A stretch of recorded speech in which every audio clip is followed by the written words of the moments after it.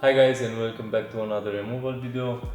In this video I'll remove this door panel out of this BMW 3 Series from 2019. Very easy to remove.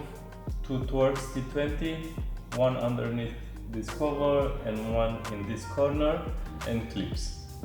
Underneath the door handle you'll have this cover.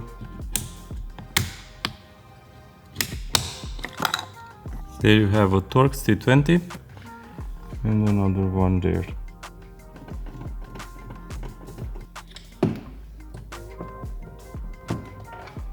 After you remove the screws, take a plastic removal tool, make some space, put your fingers under and pull.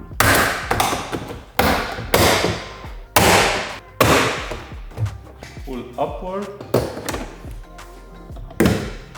You have two cables, one for the door handle and one for the electrical part. It's a push and pull plug. The other one, just pull it, it came out right away.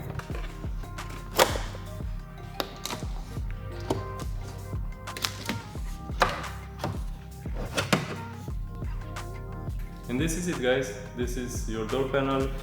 You have 9 white clips and another blue clip. The front door panel is exactly the same. Thank you for watching and see you next time. Bye bye.